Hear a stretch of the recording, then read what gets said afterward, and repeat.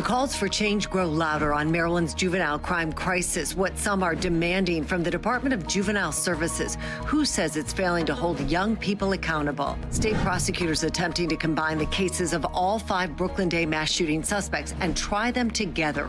The evidence provided by the state and how the defense is pushing back. Then our next weather maker brings a flood watch ahead of the weekend. We're breaking down the impact hour by hour. Live from WBFF in Baltimore, this is Fox 45 News at 4. Everybody is saying we must do something. And right now, the legislature is looking at you because you have the power to do something to make this right. We represent the whole of Maryland, all the diversity that exists in Maryland. And to a person, everyone agrees that there are some significant issues in criminal justice and public safety. I look at it as really a life or death issue. I look at it as an issue of whether or not a young person's going to end up behind bars or if they're going to end up, maybe taking the bar. Well, the calls are growing louder to address public safety concerns across Maryland, especially when it comes to the juvenile crime crisis and holding young offenders accountable. Thank you for joining us. I'm Kai Jackson. And I'm Mary Bubala. As the legislative session gets underway in Annapolis, there are bills being drafted that supporters say will help address some of the major concerns surrounding juvenile crime in Maryland. Fox 45's Mackenzie Frost is live in Annapolis. And Mackenzie, there is now a bipartisan push apparently to make some changes. Yeah, that's right, Kai. There are 3 state senators teaming up to address some of the major concerns that we continue to hear within the realm of the juvenile justice system. We know that one area specifically is the Child Interrogation Protection Act. We often refer to it as the Juvenile Interrogation Act. That's one area that we heard some pushback specifically from Baltimore County State's Attorney Scott Schellenberger just last night during our state's attorneys roundtable.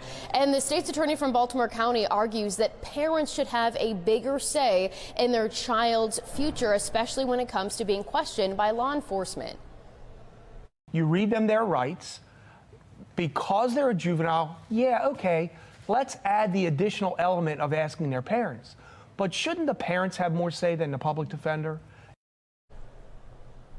So now we're seeing Senator Chris West, a Republican representing Baltimore County and parts of Carroll County, teaming up with another Republican senator from the Eastern Shore, as well as a Democratic senator from Prince George's County, looking at ways to change how that interrogation process moves forward.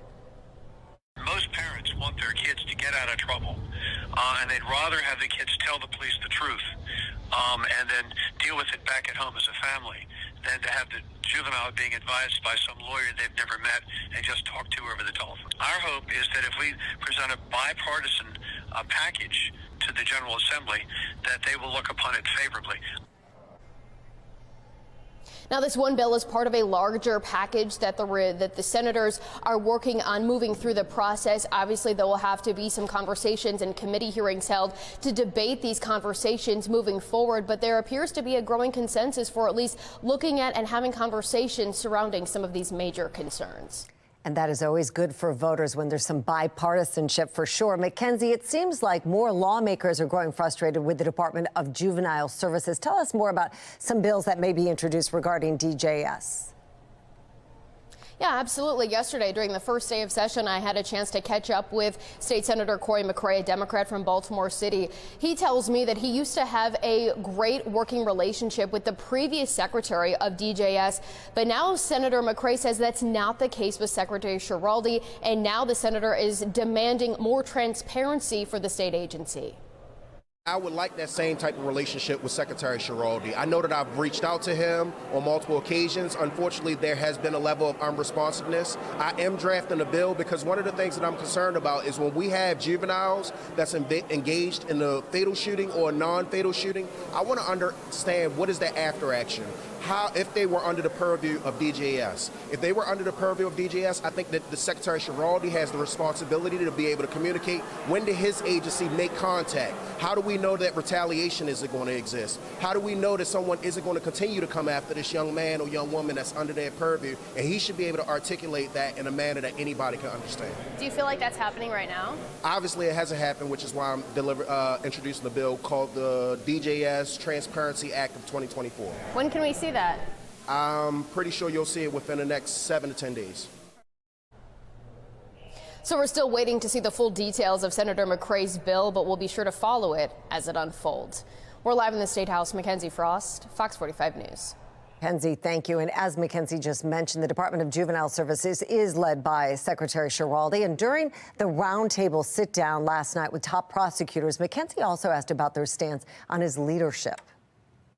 We can't wait forever because this is too big an issue that needs to be fixed to be broken for too long. So, you know, I'm willing to take another look at this. We'll come see you again next year this time. Deal. And we can have the same questions.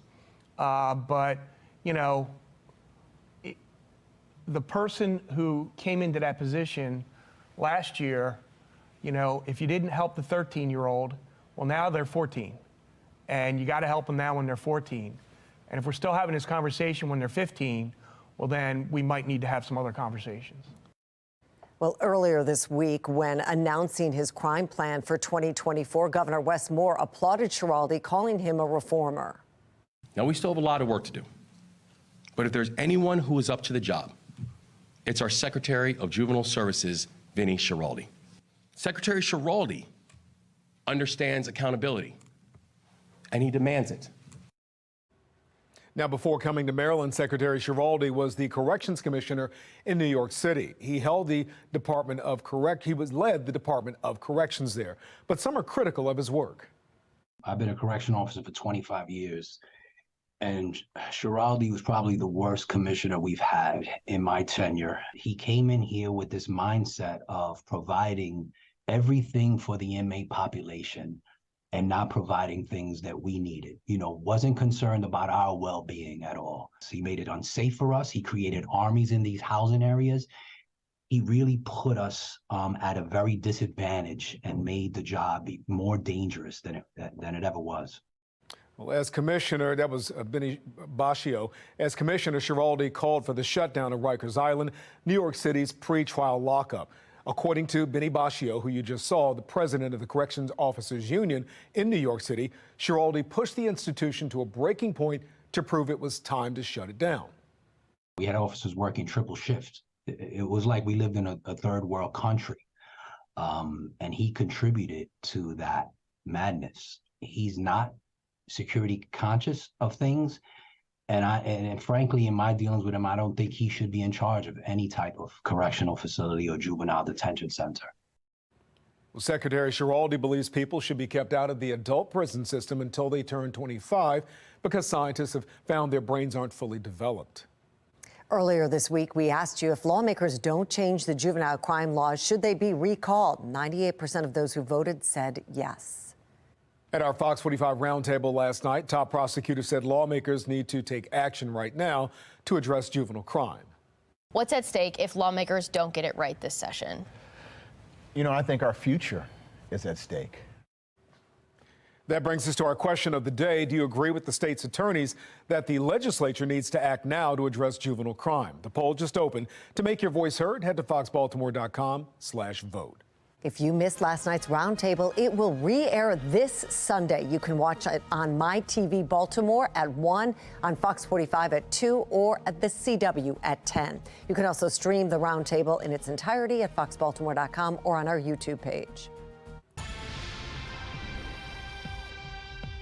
5 suspects are charged in connection to July's Brooklyn Day mass shooting in 2023, all of whom could be tried together. New court documents uncovered by Fox 45 revealed the state's attempts to consolidate their cases into one. Fox 45's Rebecca Pryor spoke with a legal expert today to learn how this will likely play out in court. Rebecca. Okay, the prosecution only wants to come here to the Mitchell Courthouse once for all 5 suspects, but the defense is fighting to keep these trials separate and in 2 of the 5 cases out of the adult court system entirely. Picking up the pieces following the city's worst mass shooting to date. 2 killed, 28 others injured by a barrage of bullets, bringing a Brooklyn block party to a tragic end. 5 arrests have since been made in connection to the incident, but the city state's attorney now pushing for 1 trial. making a motion for a joint trial. The prosecution arguing the defendants participated in the same or similar acts and the evidence against them also overlaps. Filing for a joint trial for the state's attorney is common sense. Local attorney Jeremy Eldridge, who has no relation to this case, says the main justification for consolidation to conserve court resources. The idea being, let's try the case once, especially where we know there's voluminous evidence, there are multiple witnesses, and it just makes sense to do everything one time as opposed to multiple times.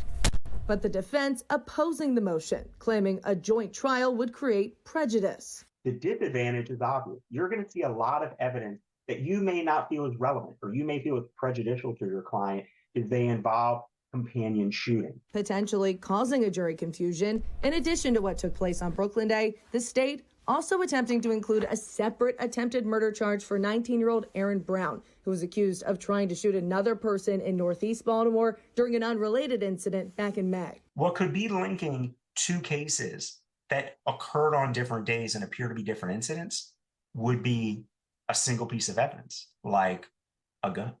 And so if the weapon is the same, or if the witnesses are the same, the cases could be tried together.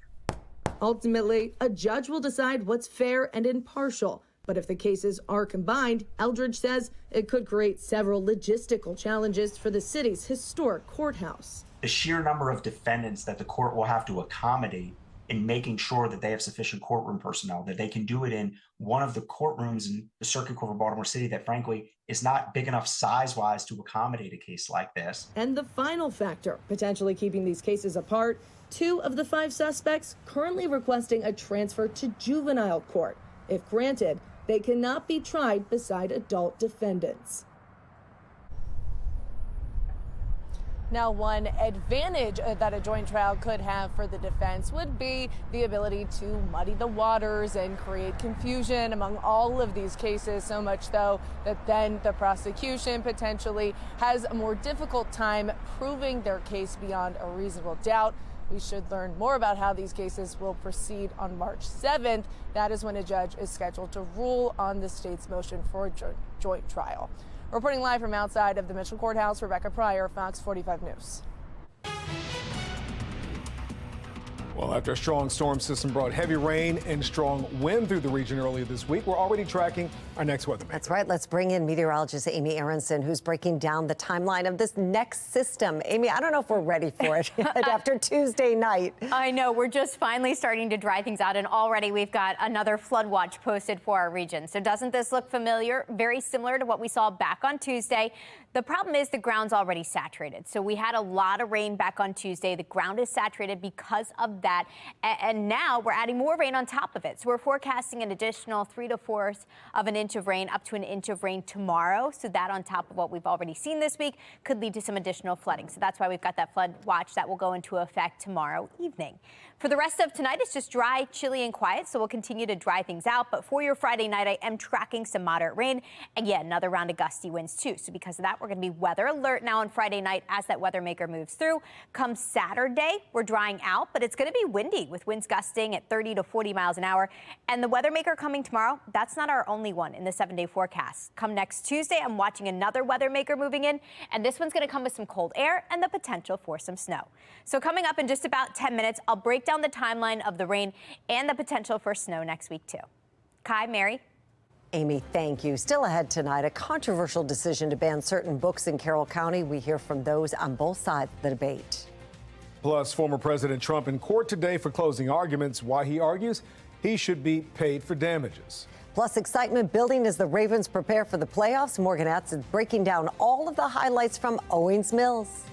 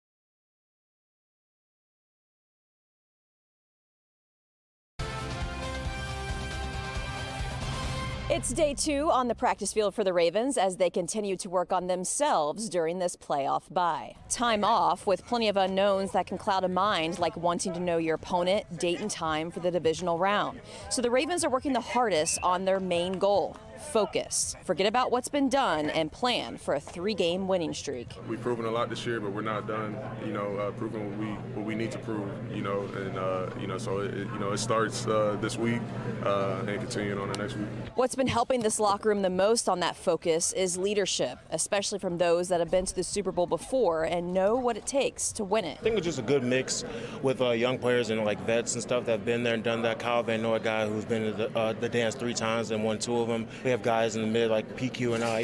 Everybody just loves each other. Everybody is here for that one goal, and everybody just locked in on the same page. The drive and the focus is something that we all embrace. It's something that we share. It's something that is collective. As far as taking it onto the field where we understand it matters the most, we have a locker room full of guys that know that at any moment, they may be called upon to be the guy to make the play to win the games. The Ravens have a few players on this roster that have won a Super Bowl elsewhere. Kyle Van Noy the most. He won multiple with the Patriots. The lone Raven to win a Super Bowl is the oldest player on this team, kicker Justin Tucker. He was a rookie during the Ravens' 2012 season and Super Bowl run. Reporting in Owings Mills, I'm Morgan Adsit for Sports Unlimited. Well, the Baltimore Ravens are kicking off playoff festivities with huge Ravens logos across the area. Take a look at this. Staff members stenciling the Ravens logo at the Towson Courthouse in front of City Hall downtown and, of course, on Federal Hill. They are getting ready for the divisional playoff game, which will be right here in Baltimore next weekend, either on the 20th or 21st. We don't know yet. We got to see how the games play out this weekend. Oh, yeah, they're doing a good job doing the logo back here. Boosting up the morale of Baltimore City, the Ravens, the team, going all the way this year. So everybody else better stop sleeping on us because we're going all the way. Next week, the Ravens will be hosting postseason fan events, including pep rallies, caravans, and contests. A full schedule set to be announced in the coming days. And here's a look actually at some of that stenciling work. There's the one atop Federal Hill. Doesn't that look nice? A beautiful day to get out and maybe take a walk over there and check it out yourself. We're hanging out in the low 50s currently with some sunshine. We sure need the sunshine after the rain earlier this week, and we're tracking more of it tomorrow. So rain's going to return tomorrow night. That's our next weather maker. It's going to look very similar to what we saw earlier this week with more moderate rain, gusty winds. And yeah, that could certainly lead to some additional flooding. Now, next Tuesday, we're turning our attention to a snow threat. So some colder air is going to move in behind tomorrow night's weather maker, and that's going to set us up for the potential for some snowfall next week, early next week. Right now, all is quiet. We've got high pressure sitting just to our north. That's directing that dry airflow into our region. Our next weather maker is out here. Doesn't look like much right now. You can see some snow showers scattered about. That's going to get its act together in the next 24 hours, and then it's going to swoop our direction. Now, it's not going to send us any snow. This first system coming in tomorrow night will be a pure rainmaker again. So for the rest of tonight, it's nice and quiet. Friday actually starts off dry. So for your morning commute tomorrow, no issues at all. Most of the day is dry. The clouds rush in during the afternoon, and then the rain will follow. So I think it's around 5 o'clock that we see these showers push in from west to east and then take over tomorrow night. So for Friday night plans, we're going to be dealing with some soggy conditions. We've got some moderate to heavy rain pushing through our region as this storm system sweeps on through. It's a quick mover, drops some heavy rain, but it gets out of here close to midnight, and we're dry by daybreak on Saturday. Now, behind this system, winds are going to pick up, so it's going to be a blustery day to kick off the weekend, despite that sunshine you're seeing there for your Saturday. Here's a preview of how much rain we're tracking tomorrow night with this system. It's not quite as much as we saw earlier this week, but it's an additional ½ an inch up to an inch in some spots. You add that on top of an already very saturated ground, and that's what could lead to some flooding. So we'll start off dry tomorrow, but that rain gets started around 5 o'clock and will take us through tomorrow night. Also some gusty winds possible with that system. Now let's take a quick look at Monday into Tuesday. That's more tracking that next weather maker. This one comes with some colder air. Take a look at this. Overnight Monday into Tuesday, we start off with some snow showers. That's the blue stuff here on FutureScan. Snow showers develop and take over, so snow is actively falling by Tuesday morning. The heaviest would come Tuesday afternoon, Tuesday evening, and actually not wrap up until very late Tuesday night. So I know this is still several days away. Just wanted to put it on your radar to keep an eye on for next week. And you can also see that chance for snow coming up in our 7-day forecast. Weather alert tomorrow because of the potential for some flooding with that flood watch in place. After that, it's windy to start off the weekend, colder by part 2. The cold air settles in and takes over for the holiday on Monday, and then we could see the snow shower threat come Tuesday. After that, it just stays cold. Feels like winter with high temperatures close to freezing, overnight lows falling into the teens Wednesday and Thursday. Mary? Thank you. The Carroll County School Board makes the decision to ban certain books. We explain the criteria and why the decision is raising controversy.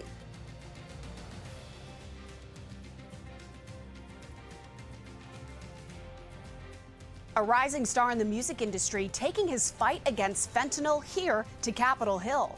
I'm Atrell Nashar with how Jelly Roll is calling out lawmakers for their inaction.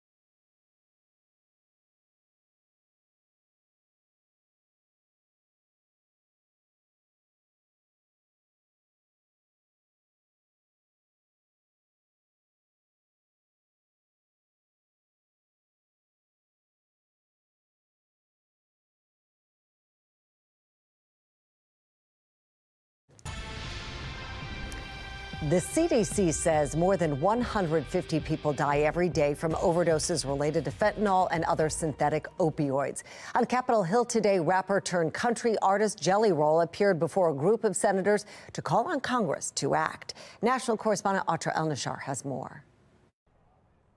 Democrats, Republicans, law enforcement, and a Grammy-nominated artist getting together to address a problem that touches just about every American. Every drug I've seen, nothing has held a candle to what's happening with fentanyl. Jason DeFord, known by his stage name Jelly Roll, using his background as a former drug dealer and his platform as a rising voice in the music industry,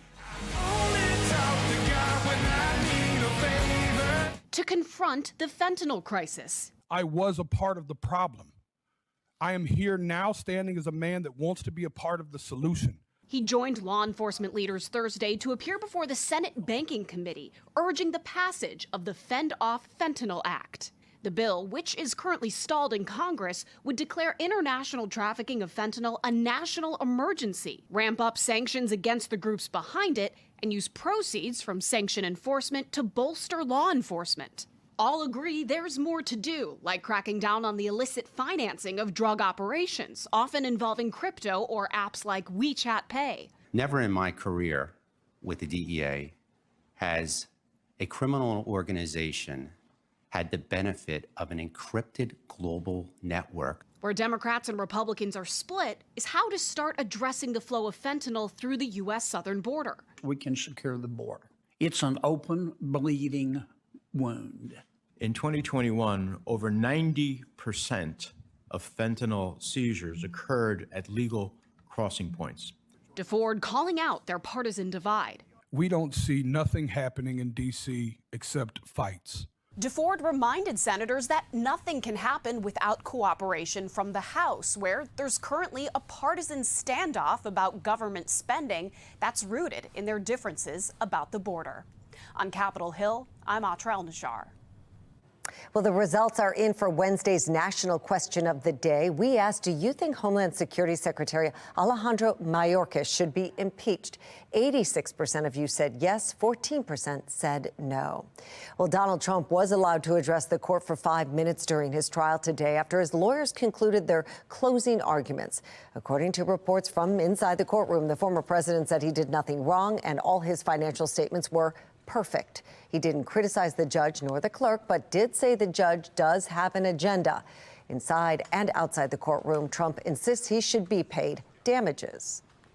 It's a disgrace, and they should pay me damages. That's the way it should be. They should be paying me damages. The judge originally barred Trump from speaking because the former president wouldn't agree to only speak about the facts of the case. Well, coming up after the break, the legislative session officially underway in Annapolis, but some critics are skeptical of the outcome. Why some point to opposing views from key leaders. A popular virtual learning program in Baltimore may be on the chopping block. Why one parent says school leaders are making a huge mistake.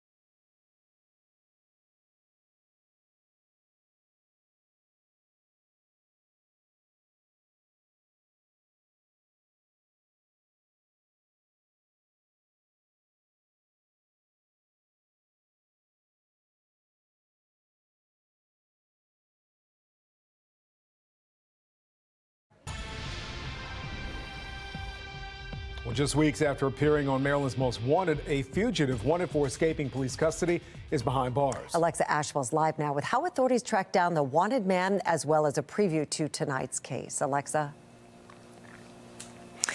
Yes, when Jerome Good appeared on Maryland's Most Wanted, he had been on the run for about a month. Investigators say it was a tip from a viewer, as well as the great legwork of a local detective that ultimately led to his capture. This is a picture taken of Good just minutes after his arrest in West Baltimore. Investigators say he was hiding out in a friend's house in Gilmore Homes.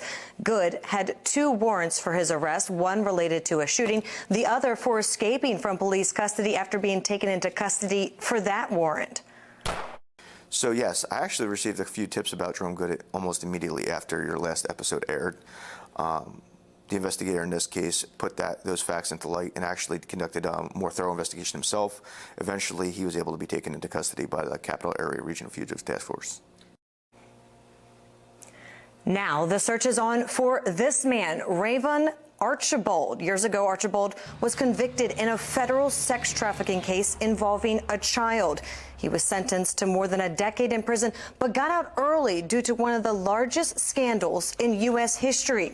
More on that scandal, how it ultimately led to his release, and the search, the latest search for Archibald. That's tonight on Maryland's Most Wanted. Kai, Mary. Alexa, thank you. There's a new policy in place in Carroll County Public Schools. The school board just voted to restrict books or material with sexually explicit content. Fox 45's Jessica Babb has been talking with school leaders and community members as well who are divided over this issue. Jessica.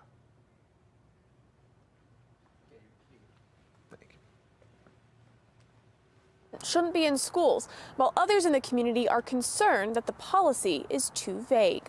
Now, aside from certain materials for improved instruction related to family life and human development, the revised policy passed by the Carroll County School Board will restrict access to books or other materials that contain sexually explicit content.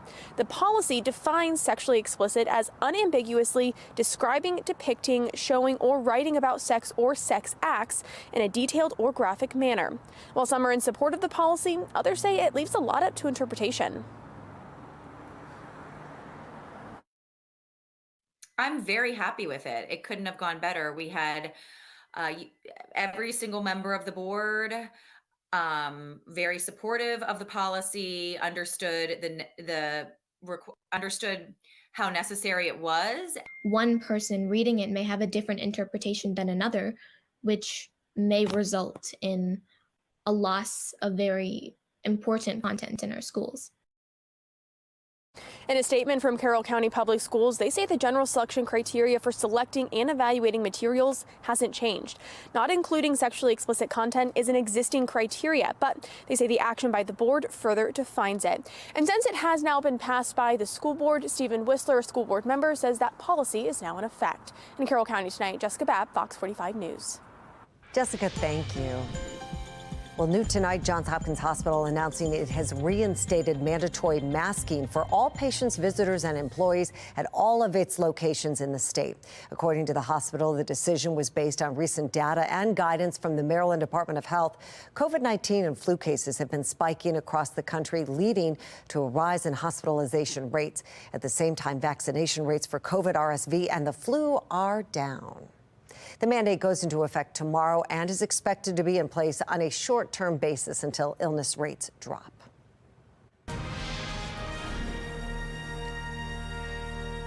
Well, the legislative session, as we've told you, is officially underway with a laundry list of issues to address. Lawmakers packed both chambers of the State House as the 446th General Assembly session started yesterday. It will be a busy 90 days, as it normally is, especially with the impending budget shortfall. Today on Fox 45 Morning News, we spoke to the spokesperson of the group Peace about the first day of the session and hopes for the next 89 days. Fox 45's Patrice Sanders reports. The first day of the Maryland legislative session kicked off yesterday, leaving 89 days now to go. And in that time, there are some pretty hefty issues on the table that have to be addressed. We spoke with Eurypsy Morgan, spokesperson for community group Peace, about her expectations for this session. She says she's not sure everyone is on the same page.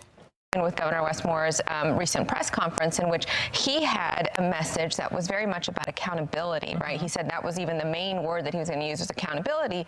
But then right afterwards, Vincent Schiraldi spoke, the head of Juvenile Services, and his message was almost conflicting. Oh, yes, we should hold people accountable, but, you know, their brains are not fully developed. And so even within the mayor's, even within the governor's office, there doesn't seem to be this cohesive message about what we're going to do.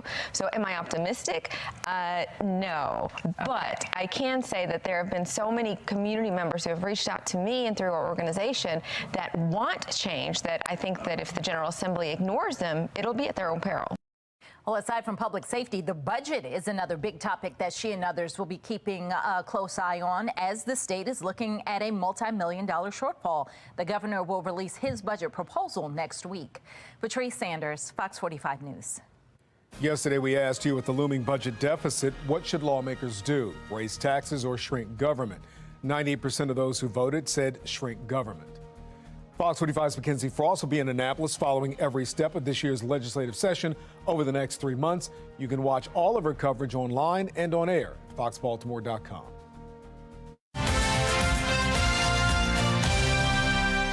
Parents are fighting to save a popular virtual learning program that could soon be shut down by Baltimore City schools. Project Baltimore's Chris Papps explains why that program is on the chopping block and how parents are fighting back.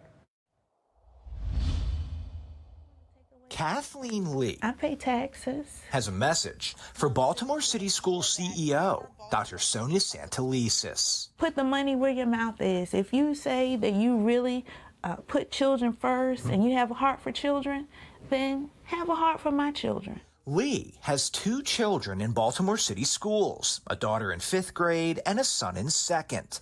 Both attend Charm City Virtual, a virtual learning program created during the pandemic and currently offered for 2nd through 8th graders. This program works. Lee's children have been in the program for years, but for different reasons. Her daughter, who's excelling at Charm City Virtual, struggled in school, unable to focus because of bullying. There was no one there to keep her safe. Have you ever been too afraid to learn? My daughter was so afraid at school that she could not learn. She's been spat on, she's been kicked, she's been run over. Lee's son, I like it a lot, never attended school in person. He's been virtual since kindergarten, and she says he's thriving. This 7-year-old has perfect attendance and is a Johns Hopkins scholar at the Center for Talented Youth. At 7 years old, he'll tell you his claim to fame is that he takes 9th grade math. But now, Lee fears her children's education is in jeopardy. Yes. In late November, Dr. Santelises recommended to the school board that Charm City Virtual be shut down for elementary school students. If the board approves the recommendation, virtual learning will only be available for Baltimore City middle and high school students. Lee told Project Baltimore, if that happens, she will homeschool her children. I have to, because we have to continue this success. How many parents do you think will be like you, where if Charm City Virtual is shut down, they're going to pull their kids out of the school system? Many. North Avenue does not provide data on its website about Charm City Virtual because it's considered a program and not a school. But according to the Charm City Virtual PTO, parent-teacher organization, student test scores are largely on par with district averages. This is Charm City, also called Virtual Learning Program East. You can see last school year, 22% of its students in elementary and middle school scored proficient in English language arts. The district average was 26%.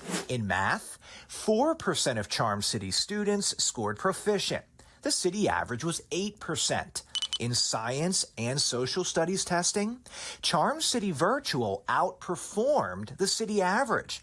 In social studies, 17% of Charm City students scored proficient. The city average was 12%. I would like to welcome you all to the December 12th public board meeting. At the Baltimore City School Board meeting last month, the district cited declining enrollment as one reason Preparation. why Dr. Santelises recommended shutting down the program. Enrollment among elementary school students did drop from 279 students 3 years ago to 137 this year. The other reason is funding. Charm City's program was largely created using federal COVID relief money, which is running out. With the sunsetting of these funds, those additional resources just aren't available. Baltimore City Schools this year has a $1.7 billion budget, the most in its history. With around 75,000 students, the district will spend about $22,600 per student, one of the highest amounts in the nation among large school systems. Yet a program that Lee and many other families say works could be eliminated, in part because the district says it doesn't have the funding. If I could say anything else, I would say to Dr. Santelises, find the money, excellent grades, perfect attendance. I thought that was what you wanted, for the children to learn. On Thursday, January 11th, at Baltimore City Schools headquarters on North Avenue, the city's school board will hold a public hearing for members of the community to voice their concerns about potentially closing Charm City Virtual. That meeting is expected to be heavily attended. The board will then make its final vote on January 23rd. Fox 45 News will be there. I'm Chris Pabst, and this is Project Baltimore. House Speaker Mike Johnson makes a deal with Democrats to keep the government running, the same kind of thing that got the previous speaker ousted. We take a look at where things stand. A farm in the middle of Baltimore, and growing season is still going on right now, believe it or not. Ahead, Mark Clark takes us down on the farm. And I am tracking another weather maker tomorrow. Another chance for rain. Rain returns late tomorrow night with up to an inch expected in most spots, plus gusty winds, 30 to 40 mile per hour winds, and we could see some flooding too. I've got an updated look at the timeline of this weather maker, and when we're also tracking snow in the 7-day forecast in just a couple of minutes.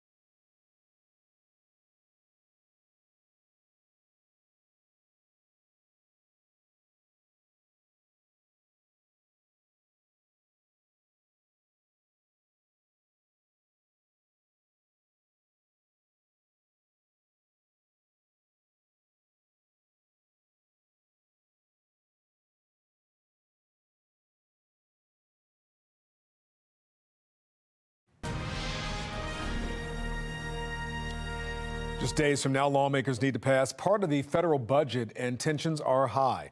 House Speaker Mike Johnson made a deal with Democrats, but many Republican lawmakers aren't happy with the plan. That agreement sets $886 billion for defense and $704 billion for non-defense spending. Lawmakers say passing a budget should be a priority, but it's frustrating for them and for the American people. They've got so much on their plates. They shouldn't have to worry about us doing the basics, and passing a budget, keeping the government open is part of the basics. Then we had one set of numbers from the House and a separate set of numbers from the Senate. So there's a lot of back and forth right now, and we'll see where we land. But I know there's quite a few in the conference that are upset. Congress has two deadlines this year. One is coming up January 19th to fund about 20% of the federal government. The deadline for the rest is February 2nd. Bringing cleaner, greener foods to Baltimore, and they're still working through the winter. Be More lifestyle host Mark Clark is at Plantation Park Heights with how they're spreading love to Charm City. Loving the food, that's what Farmer Chippy's all about. High energy, spreading information, farming, and love. So, man, tell us what's going on, Farmer Chippy. Well, this is the Plantation Park Heights, and it's the end of the season for us. So we're preparing the beds, and we've put some stuff to grow. We've got some strawberries growing over here. We've got the beds ready. If you come down here, we have some brassicas right here for you. This is what we eat while we're here. Brassicas? Yeah, those are cancer fighters. Really? Is that in the lettuce family? Yeah, so lettuce, kale, collards, beets, you can keep going. Brassicas? Yeah, the brassicas are the cancer fighters. We pride ourselves in that being our #1 crop. I did not know that. Yep, and this is the beds that we prepare. And if you look over here, we have our indigo drying. Indigo? Yeah. Like that's the color indigo? Yes, this makes all the genes that you wear. Yeah. Really? And so would they boil it down? Or? So we process it. We have different processing techniques, but this is a Korean brand indigo. We dry it down and then we soak it, and then we get the dye, and we use the dye in our farmers market indigo dye processes. And we talk about food deserts, but you guys supply food to the community. Absolutely. We're not only providing more than 250 boxes of food weekly for our community, we also service YMCA Pantry, Enoch Pratt Pantry, and the Can Network Pantry. Wow. So we are producers, growers, and we've collaborated with the Mid-Atlantic Farmers Caucus to bring all types of food, culturally appropriate food, grown by folks in our community. I love it. And again, right in Park Heights. So, you know, I love the fact that you have a program for young people. You teach people how to grow their own food, and you also take people in and teach them how to work with you. So, guys, again, great work being done here in the urban farm here in Park Heights.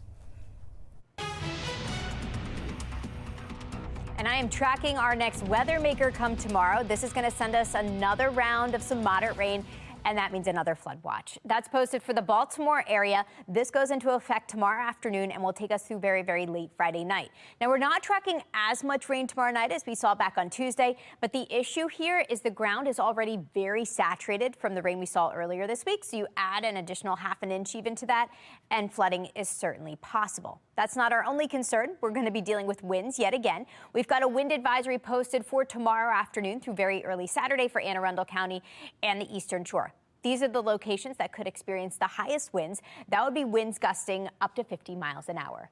Right now, we're looking down at the Towson Courthouse. Looks beautiful out there. We enjoy that final sliver of sunshine before sunset tonight. Temperature-wise, pretty good today. Feels nice out there. Low 50s across the board. As we head over the next 24 hours, though, I am tracking some big changes. So for the rest of tonight, it's pretty quiet. Dry conditions continue. Clear skies for your Friday morning, so smooth sailing for your Friday morning drive. But for your drive home tomorrow, that's when this next weather maker pushes in. So I think it's as the sun is setting tomorrow, we see showers work their way in from west to east. And then for Friday night, this is what we're up against. Some moderate rain in a lot of locations. Rain will continue overnight, with the heaviest actually coming through with this skinny line here. That's going to push through between 10, 11 o'clock tomorrow night before that system clears out of here. Once it moves out, we dry out pretty quickly, but that's when our winds are going to ramp up. So we are looking at a blustery day on Saturday, despite all that sunshine. And here's a look at where our winds are going to be peaking tomorrow and on Saturday. Starting with your Friday, as the rain moves in, you'll notice wind gusts up to 20, 25 miles an hour. They get stronger as the storm pushes through. Not as strong as what we saw back on Tuesday, but we could still see gusts as high as 40 miles an hour. And then even Saturday morning, pretty breezy out there with winds gusting at 20, 30 miles an hour as we head through the afternoon. And then the cold air is going to move in after that. But first, for that weather alert tomorrow, it's coming Friday night. Our main threats being some gusty winds, some heavy rain, and some flooding.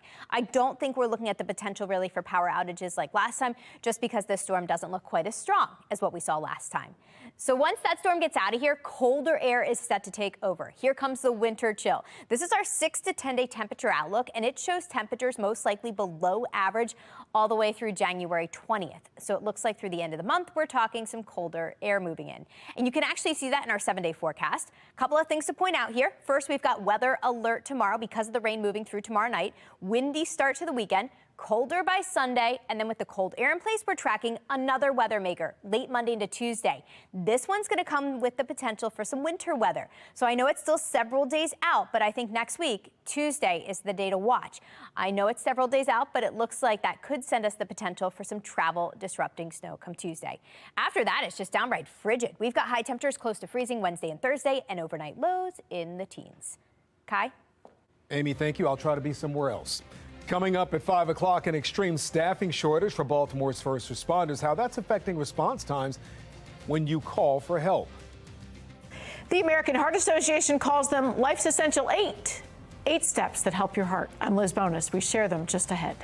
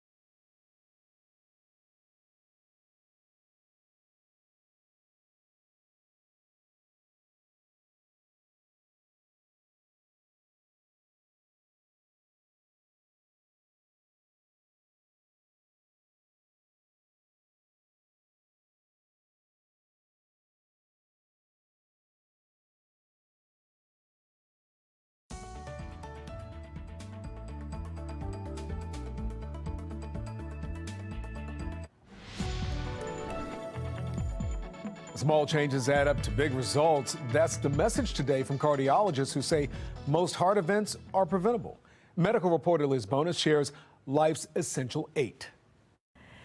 Hey there, everybody. The American Heart Association calling these life's essential 8 because they found that they're some of the most significant steps to improve and maintain your cardiovascular health. Those who try and incorporate them say they really do make a life-saving difference. I had open heart surgery a few years ago, and since then I've been a regular patient of the doctor's, and I just think he's outstanding. That doctor Tom McCabe is talking about is preventive cardiologist Joel Foreman of Ohio's Christ Hospital Heart and Vascular Center. He just upped my water game 6 months ago, and I can really feel the difference.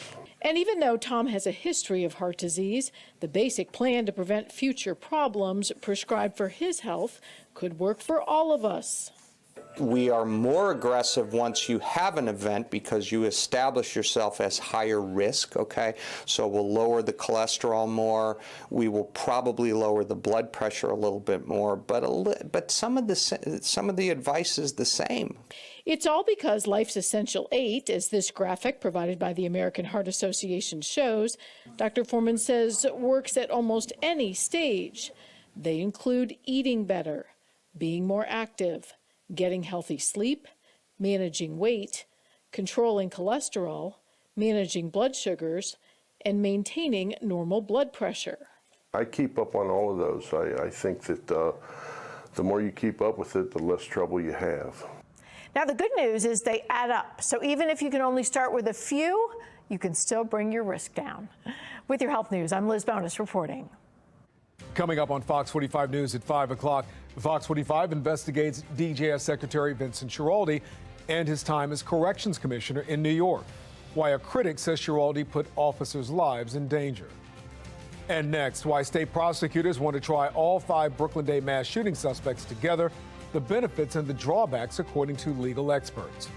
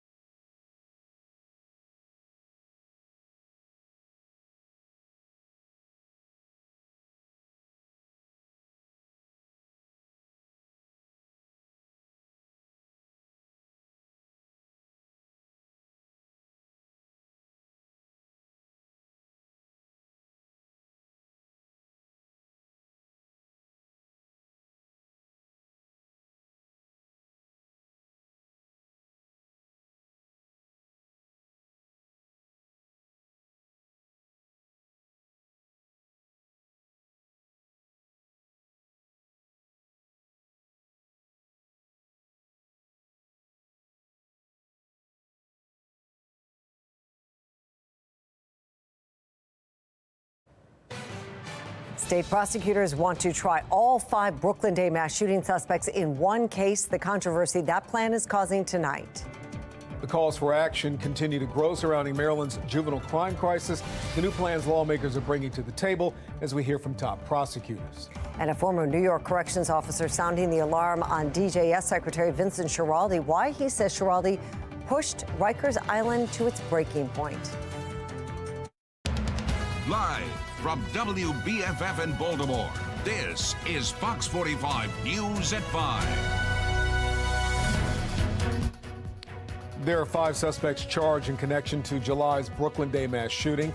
Tonight, we're learning all of them could be tried together. New court documents uncovered by Fox 45 News reveal the states trying to consolidate their cases into one. That decision is drawing criticism from legal experts.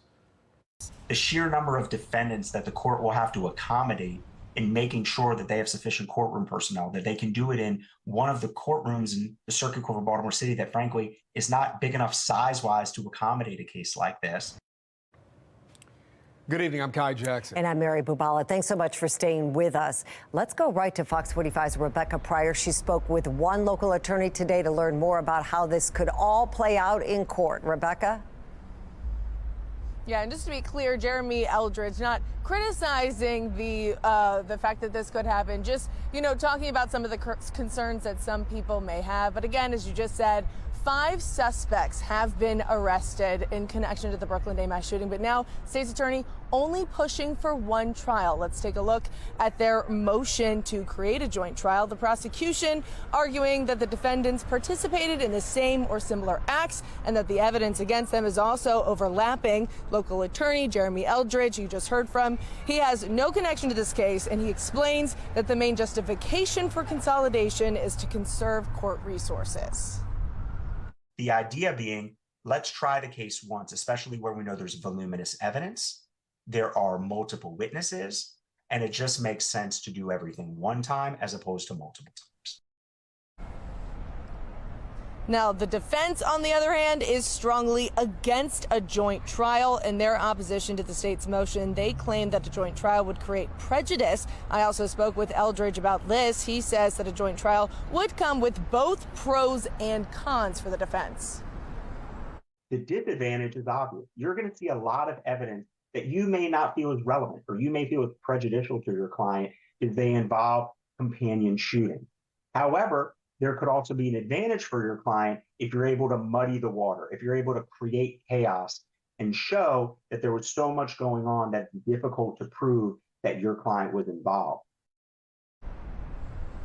And the final factor potentially keeping these cases apart, 2 of the 5 suspects are currently requesting a transfer to juvenile court. If granted, they cannot be tried beside adult defendants. However, if that request is not granted, a judge is scheduled to rule on the state's motion for a joint trial right here at the Mitchell Courthouse on March 7th. Reporting live from outside of the Mitchell Courthouse, Rebecca Pryor, Fox 45 News. Rebecca, thank you. Well, as session gets underway in Annapolis, there are bills being drafted that supporters say will help address some of the major concerns surrounding juvenile crime in Maryland. Fox 45's Mackenzie Frost live in Annapolis for us tonight. Mackenzie, there is now a bipartisan push to make some changes. I guess that's good news on sort of day 2 of session. Yeah, that's right. Things are happening quickly here this session. We now know that 3 senators from both sides of the political aisle are calling for changes specifically to the Juvenile Interrogation Act. This comes as we know conversations are unfolding about what to do about the rise in juvenile crime across the state. Lawmakers are back to work in the State House, and the calls are growing louder for action. I look at it as really a life or death issue. I look at it as an issue of whether or not a young person's going to end up behind bars or if they're going to end up, maybe taking the bar. We must do something. And right now, the legislature, we're looking at you because you have the power to do something to make this right. Baltimore County State's Attorney Scott Schellenberger taking issue with the Juvenile Interrogation Act. It requires an attorney to sign off on law enforcement questioning a juvenile, even if the parents approve. You read them their rights. Because they're a juvenile, yeah, okay, let's add the additional element of asking their parents. But shouldn't the parents have more say than the public defender? And that's where we are on that issue. Now, State Senator Chris West, a Republican representing all of Baltimore and parts of Carroll counties, teaming up with Senators Mary Beth Caruza, another Republican, and Democrat Senator Ron Watson of Prince George's County. Our hope is that if we present a bipartisan package to the General Assembly, that they will look upon it favorably. Speaking on the phone, Senator West says the trio working on several bills, like one changing the intake process at the Department of Juvenile Services and lengthening the probation period, another going after the Interrogation Act. Try to dial back some of the reforms that have been passed in recent years, a couple of clicks, in order to do something about juvenile crime. Like Schellenberger, Senator West says parents should have more of a say in their kids' criminal justice problems. Our feeling is that most parents want their kids to get out of trouble. and they'd rather have the kids tell the police the truth and then deal with it back at home as a family than to have the juvenile being advised by some lawyer they've never met and just talked to over the telephone. He argues he's hopeful his colleagues will take action, but is realistic about the future of every piece of legislation that he's backing. We're not going to get all 16 bills enacted, but if we get 5 or 6 bills enacted, that's 5 or 6 bills more than we've enacted in the past 9 years that I've been in Annapolis. Meanwhile, top prosecutors say lawmakers don't have a choice but to act. What's at stake if lawmakers don't get it right this session? You know, I think our future is at stake. Now, most of the bills backed by Senator West have been referred to a Senate committee for further discussion, and we'll be watching this as it unfolds. Mary? And Mackenzie, it seems like more lawmakers are growing frustrated with the Department of Juvenile Services. You're learning more bills will be introduced regarding DJS. Yeah, absolutely. Yesterday, during the first day of session, amid all of the chaos that comes with that, I had the chance to talk with Senator Cory McCray, a Democrat from Baltimore City. He tells me that he used to have a great working relationship with the previous Secretary of the Department of Juvenile Services, but that's simply not the case now with Secretary Schiraldi, and that's why he's planning to call for more transparency from the state agency. I would like that same type of relationship with Secretary Schiraldi. I know that I've reached out to him on multiple occasions. Unfortunately, there has been a level of unresponsiveness. I am drafting a bill because one of the things that I'm concerned about is when we have juveniles that's engaged in a fatal shooting or a non-fatal shooting, I want to understand what is that after action. How, if they were under the purview of DJS. If they were under the purview of DJS, I think that the Secretary Schiraldi has the responsibility to be able to communicate when did his agency make contact. How do we know that retaliation isn't going to exist? How do we know that someone isn't going to continue to come after this young man or young woman that's under their purview? And he should be able to articulate that in a manner that anybody can understand. Do you feel like that's happening right now? Obviously, it hasn't happened, which is why I'm introducing the bill called the DJS Transparency Act of 2024. When can we see that? I'm pretty sure you'll see it within the next 7 to 10 days. So we're still waiting to see the details of that bill from Senator McCray. But as you know, as this conversation continues among lawmakers, we'll be watching and following it every step of the way. We're live in the State House. Mackenzie Frost, Fox 45 News. Mackenzie, thank you. And as Mackenzie mentioned, the Department of Juvenile Services is led by Secretary Vincent Schiraldi. And during that roundtable sit-down with top prosecutors last night, Mackenzie also asked about their stance on Schiraldi's performance. We can't wait forever because this is too big an issue that needs to be fixed to be broken for too long. So, you know, I'm willing to take another look at this. We'll come see you again next year this time. Deal. And we can have the same questions, but, you know, the person who came into that position last year, you know, if you didn't help the 13-year-old, well, now they're 14, and you got to help them now when they're 14. And if we're still having this conversation when they're 15, well, then we might need to have some other conversations.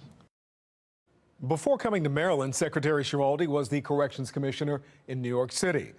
Fox 45's Jeff Abel spoke with the head of the Corrections Officer Union there, who claims there were problems with Schiraldi's leadership. Now, we still have a lot of work to do. But if there's anyone who is up to the job, it's our Secretary of Juvenile Services, Vinny Schiraldi. When he announced his crime plan yesterday, Governor Wes Moore applauded his Secretary of Juvenile Services, calling Vincent Schiraldi a reformer. Secretary Schiraldi understands accountability, and he demands it.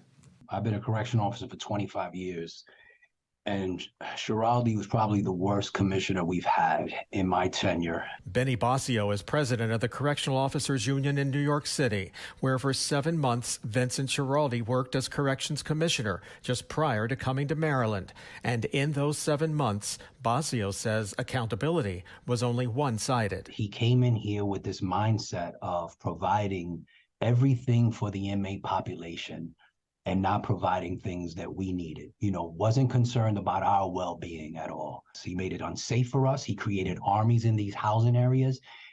he really put us at a very disadvantage and made the job more dangerous than it ever was. As Commissioner, Schiraldi called for the shutdown of New York's notorious Rikers Island, the city's pretrial lockup, which houses more than 6,000 inmates. And according to Basio, Schiraldi pushed the institution to a breaking point to prove it was time to shut it down. We had officers working triple shifts. It was like we lived in a third world country. And he contributed to that madness. We must pursue two notions simultaneously: holding young people accountable for wrongdoing while helping them get back on track, all in an effort to improve public safety. Now in Maryland, Schiraldi is again promising accountability. But in New York, correctional officers are shaking their heads. He's not security conscious of things. And frankly, in my dealings with him, I don't think he should be in charge of any type of correctional facility or juvenile detention center. Jeff Abel, Fox 45 News. Well, earlier this week, we asked you if lawmakers don't change the juvenile crime laws, should they be recalled? 98% of those who voted said yes. At our Fox 45 roundtable last night, top prosecutors emphasized lawmakers need to take action now to address juvenile crime.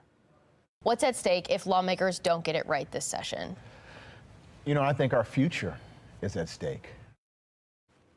And that brings us to our question of the day. Do you agree with the state's attorneys that the legislature needs to act now to address juvenile crime? So far, 84% of those who voted say yes. To make your voice heard, head to foxbaltimore.com/vote.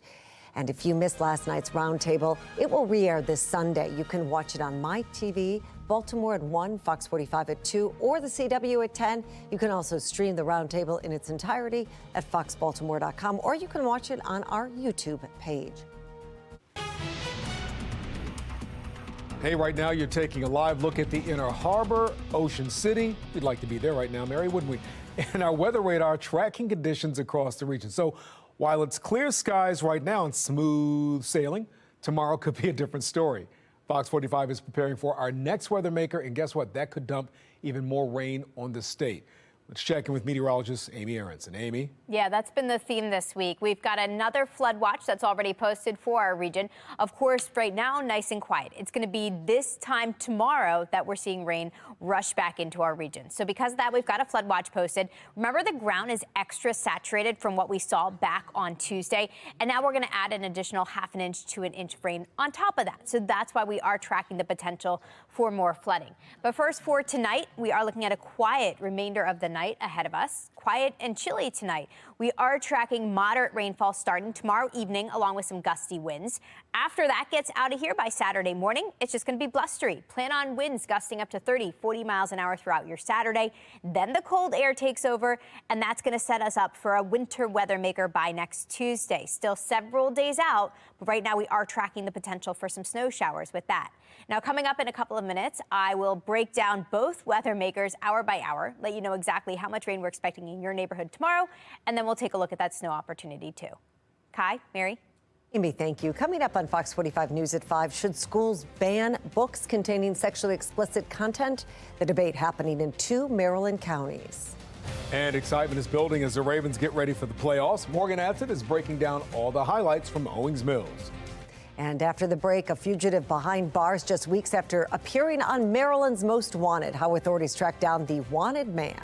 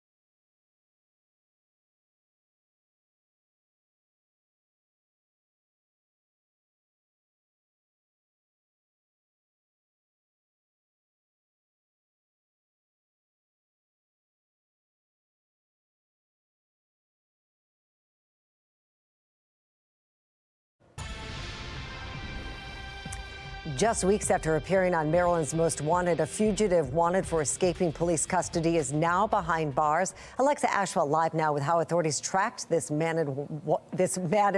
wanted man down and has a preview of tonight's Most Wanted case. Alexa, sorry about that. There's a lot of wanted in all of that. Yes, Mary, we have a case every week, as you know. Well, Jerome Good, that's our fugitive who was just captured. When we first featured him on Maryland's Most Wanted, he had been on the run for about a month. Investigators say it was a tip from a viewer, as well as the great legwork of a local detective that ultimately landed him back in custody. I want to show you the picture taken just minutes after Jerome Good was taken into custody in West Baltimore. Investigators say he was hiding out in a friend's house in Gilmore Homes. Good had two warrants for his arrest, one related to a shooting, the other for escaping from police custody after being taken into custody for that warrant. So yes, I actually received a few tips about Jerome Good almost immediately after your last episode aired. The investigator in this case put those facts into light and actually conducted a more thorough investigation himself. Eventually, he was able to be taken into custody by the Capital Area Regional Fugitives Task Force. So now the search is on for this man, Rayvon Archibald. Years ago, Archibald was convicted in a federal sex trafficking case involving a child. He was sentenced to more than a decade in prison, but got out early due to one of the largest scandals in U.S. history. More on that scandal, how it led to Archibald's release, and the new crime he's now accused of committing. That's tonight on Maryland's Most Wanted. Kai, Mary. Now, we are looking ahead to when our next weather maker is going to arrive here. Right now, looking nice and dark down at the Inner Harbor, but still very quiet. So it's going to stay quiet for the next 24 hours. Around this time tomorrow, that's when the rain's going to be moving back in. So for the rest of tonight, skies should remain clear. We're currently at a very comfy 51 degrees. Tomorrow, the rain will return by the evening hours. After that, it's going to move through quickly. Moderate rain, gusty winds, and even some flooding. And then next week, we're not only tracking a weather maker, that next weather maker could send us some snow. So still several days out, but something worth watching in the week ahead. All is quiet tonight. High pressure to our north, sending us dry conditions across our region. I do want to give this a nice wide zoom so you can see where that next weather maker is. Doesn't look like much right now. You'll notice some snow showers scattered about the central part of the country, but that's really the start of it. It's going to get its act together overnight, and by tomorrow it's going to look much more defined before it heads our direction. So we're dry, we're clear for the rest of the night heading into your Friday morning. It's tomorrow evening around 5 o'clock that we see these showers push in from the west. We've got that steady rain that will overtake the region overnight. Moderate rain at times here. This system moves through very, very fast. You'll notice it's out of here by midnight, but not before dropping about a ½ inch to an inch of rain. So that's why we do have that flood threat, because the ground is already very saturated. Once that moves out of here, it's going to be windy for your Saturday. A blustery start to the weekend with winds gusting at 30, 40 miles an hour, and then turning much colder. So here's a quick preview of how much rain we're tracking tomorrow. Not quite as much as we saw earlier this week, but still a decent amount of rain, about a ½ inch in most spots. I think some isolated spots could see a little more than that. So here's what this means for your Friday. It's dry for the first half of the day. It's actually not until 5 o'clock that rain gets started, but then rain will take us through much of your Friday evening. We could even hear some rumbles of thunder, and that should get out of here overnight. Now let's talk about that next weather maker. This one coming in Monday night. This one coming in with some colder air. Now this is just one forecast model looking at the system, but right now it is showing that blue streaming into our region overnight Monday into early Tuesday morning, and then showing some blue continuing through the afternoon Tuesday and through Tuesday night. That would indicate travel disrupting snow. So that's why it's worth watching Tuesday next week for some impactful weather. And you can see that in our 7-day forecast too. We've got a weather alert tomorrow due to that potential for some moderate rain and some flooding. After that, we're dry through much of the weekend, but we do have a mix of rain and snow showers showing up late Monday night. And then Tuesday is definitely the day to watch. After that, it just gets really, really cold with highs near freezing Wednesday and Thursday and overnight lows in the teens. Mary? It's day 2 on the practice field for the Ravens as they continue to work on themselves during this playoff bye. Time off with plenty of unknowns that can cloud a mind, like wanting to know your opponent, date and time for the divisional round. So the Ravens are working the hardest on their main goal, focus, forget about what's been done, and plan for a 3-game winning streak. We've proven a lot this year, but we're not done, proving what we need to prove, so it starts this week and continuing on the next week. What's been helping this locker room the most on that focus is leadership, especially from those that have been to the Super Bowl before and know what it takes to win it. I think it's just a good mix with young players and like vets and stuff that have been there and done that. Kyle Van Noy, a guy who's been to the dance 3 times and won 2 of them. We have guys in the mid like PQ and I. Everybody just loves each other. Everybody is here for that one goal, and everybody just locked in on the same page. The drive and the focus is something that we all embrace. It's something that we share. It's something that is collective. As far as taking it onto the field where we understand it matters the most, we have a locker room full of guys that know that at any moment, they may be called upon to be the guy to make the play to win the games. The Ravens have a few players on this roster that have won a Super Bowl elsewhere. Kyle Van Noy the most. He won multiple with the Patriots. The lone Raven to win a Super Bowl is the oldest player on this team, kicker Justin Tucker. He was a rookie during the Ravens' 2012 season and Super Bowl run. Reporting in Owings Mills, I'm Morgan Adsit for Sports Unlimited. From emergency responders to the police force, Baltimore is suffering from severe staffing shortages in key positions. The impact those shortfalls could have on public safety. Why did the government spend nearly $3 million to study cats on a treadmill? I'm Christine Frizzau on Capitol Hill with that and other examples of what some call blatant government waste.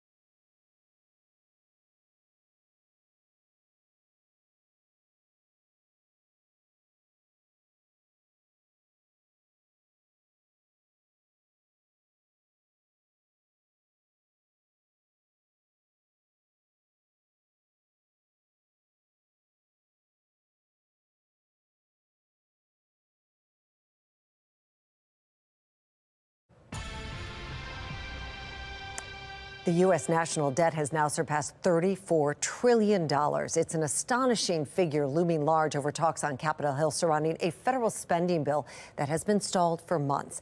National correspondent Christine Frizzau spoke to one of the most outspoken critics about how the government spends your money. At the Department of Justice, not a week goes by where there are not multiple cases prosecuted of those who took advantage of the COVID-19 pandemic and the federal aid that followed. To date, there has been more than $836 million in COVID fraud, including $38 million in payments to those who the government knew had died. And then there are the scammers who got aid despite submitting photos of dolls with their applications, as reported on by The Messenger. Maybe we don't have the best oversight on the program. If you can cut out a picture of Barbie, put it on an ID, take a picture of your ID, and submit to the government and get money. Every year, Senator Rand Paul airs his spending grievances in his Festivus report. This year, highlighting what he sees as $900 billion in waste, including $89 million worth of military equipment that was improperly stored. $2.7 million to fund research focused on cats walking on a treadmill, not American cats, but cats from Russia, and another $6 million to help boost tourism in Egypt. Egypt gets over $1 billion a year in military aid as well. So they get military aid, now we give them tourism aid, and they're run by a dictator, a guy that doesn't get elections. Government waste, along with the viability of long-term entitlement programs, are reasons why some, like Senators Mitt Romney and Joe Manchin, have proposed creating a bicameral bipartisan commission to focus on improving the country's financial health. There's no guarantee of success, but it's by far the best option there is to deal with the real structural issues: Social Security, Medicare, taxes. This increased scrutiny on federal spending comes as Congress is in the middle of an intense fight over how to best fund the government, where to dole out the money, and where to cut back, with January 19th and February 2nd deadlines fast approaching. On Capitol Hill, I'm Christine Frizzau. Still had controversy in Carroll County after the school board votes to restrict books and material with sexually explicit content. We're looking at both sides of the debate. Dr. Anthony Fauci reportedly tells Congress this week he's not convinced the pandemic caused learning loss. I'm Kayla Gaskins on Capitol Hill. Coming up, reaction from lawmakers and parents.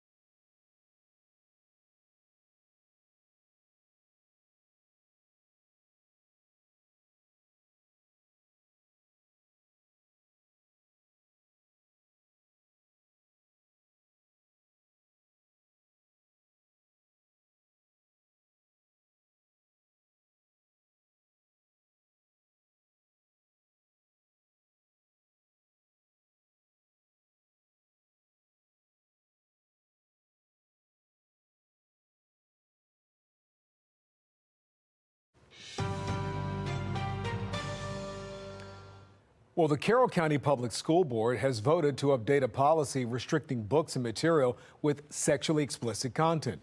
Now, while the move has garnered support, others have opposed it, saying it leaves a lot of room for interpretation. We're trying to restore confidence in their minds that our school system is going to focus on academics and not open the door to exposing their children to inappropriate content. We need to recognize how this policy will affect students. Fox 45 News is taking a look at the crisis happening in classrooms both here in Maryland and nationally. National correspondent Kayla Gaskins will join us later to examine former Chief Medical Advisor Anthony Fauci's recent claims on pandemic learning loss. But we begin with Fox 45's Jessica Babb and the latest on this book ban debate out of Carroll County. Jessica? Well, the Carroll County School District says the general selection criteria for selecting and evaluating books and materials hasn't changed. They say the school board more clearly defines sexually explicit content. But people opposed to the policy say they're concerned it's not clear enough. That passes 5-0. A revised policy passed. We decided to add language to the policy that restricts, not bans, but just restricts student access to library materials and instructional materials that contain detailed, graphic, and textual accounts of sex acts. The policy defining sexually explicit as unambiguously describing, depicting, showing, or writing about sex or sex acts in a detailed or graphic manner. I think the new language is going to offer our educators even better guidance on what they should and should not provide our students. He says it comes as parents and community members voiced concerns about some books. We were the organization to bring to light the books, about 68 books that had contained explicit material, sexual material. Some of them were even sex manuals. With the policy update, Kit Hart with the Carroll County Moms for Liberty chapter says she's pleased. It couldn't have gone better. But not everyone agrees. At Wednesday night's meeting, several people spoke out in opposition. I am for protecting children from exploitation and creating nurturing learning environments, but must reluctantly be against the policy revision under consideration tonight as written because the definition still lacks clarity and seems too broadly restricted. This policy regarding sexually explicit content, I feel, is vague. The district school board student representative says it leaves a lot to interpretation. While I understand the intent of the policy, it's very difficult to standardize the way that we review our content. One person reading it may have a different interpretation than another, which may result in a loss of very important content in our schools. But school board member Steve Whistler disagrees. The new language that was injected into the policy, I believe, makes it very specific. I think this policy will, again, remove distractions and get us on the track to making sure that Carroll County is one of the best in the state. Since it has been passed by the school board, Whistler says the policy is now in effect. In Carroll County tonight, Jessica Babb, Fox 45 News. Jessica, thank you. Well, this isn't the first time we've seen this debate in Maryland classrooms. Back in May of last year, a group of families sued Montgomery County superintendent and the school board over the school system's LGBTQ book policy. Some parents took issue with several books sent home with children, including Born Ready, The True Story of a Boy Named Penelope, Uncle Bobby's Wedding, and Pride Puppy. They argue the books are not age appropriate and students should have the choice to opt out of reading them. Others said the material went against some students' religious upbringings. The lawsuit drew mixed reaction from county residents. I wasn't out as trans in high school, but struggled a lot with being different and like people being able to tell that I wasn't cishet. I was really excited to hear that MCPS is doing what's right for families and for our students. And unfortunately, Montgomery County has taken an approach here that says, no, we're going to cut the parents out. In August, a federal judge ruled in Montgomery County's favor, saying parents can't opt their children out of the reading material. Last month, several parents filed an appeal to block the decision. Dr. Anthony Fauci made his way to Capitol Hill this week, meeting with Congress for the first time since retiring from public service. However, his answers on the educational impacts of the pandemic shutdown is raising eyebrows tonight. National correspondent Kayla Gaskins has more from Washington. Dr. Anthony Fauci sitting for 14 hours of closed-door testimony over the course of 2 days this week as lawmakers pressed him on America's pandemic response. Fauci reportedly telling lawmakers he's not convinced children suffered learning loss as a result of school closures. Representative Michael Cloud from Texas was in that deposition. Cloud says he was surprised by Fauci's statement. I don't know any parent who would agree with that assessment.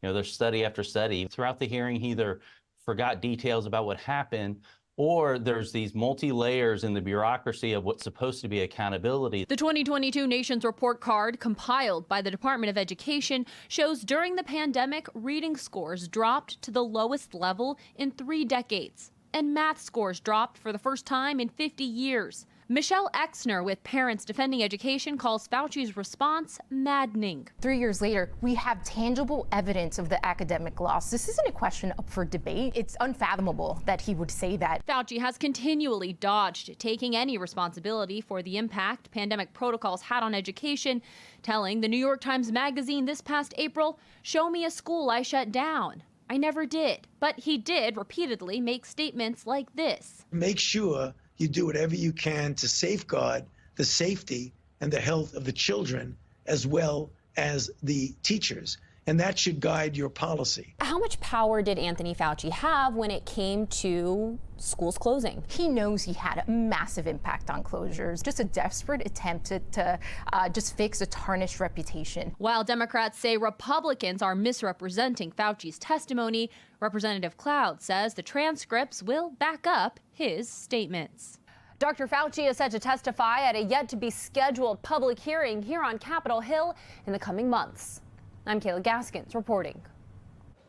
And that brings us to our national question of the day. Do you think kids suffered learning loss during the COVID pandemic? So far, 96% of those who voted say yes. To weigh in, head to foxbaltimore.com/vote and click on the Pulse tab. Well, new tonight, a Republican member of the Maryland State Board of Elections is facing charges in connection with the January 6th attack on the U.S. Capitol. According to charging documents, Carlos Ayala is accused of climbing over barricades to get inside the Capitol and help break into the Senate area. Prosecutors say he also encouraged Capitol police officers to, quote, join us as he stormed the building. Investigators say pictures, videos, and cell phone records all place the 52-year-old inside the Capitol at the time of the insurrection. The chair of the Board of Elections released a statement earlier today saying that Alaya has resigned. Well, Johns Hopkins Medicine is reinstating mandatory masking for all patients, visitors, and employees at its locations across the state. The company says that the decision was based on recent data and guidance from the Maryland Department of Health. According to the latest numbers, more than 530 people are currently in the hospital in Maryland with COVID. The mandate goes into effect tomorrow and is expected to be in place on a short-term basis until illness rates drop. Well, the stakes are always high for first responders, but even more so as widespread staffing shortages plague the city of Baltimore. Police, fire, and ambulances are all starting the new year off with critically low staffing.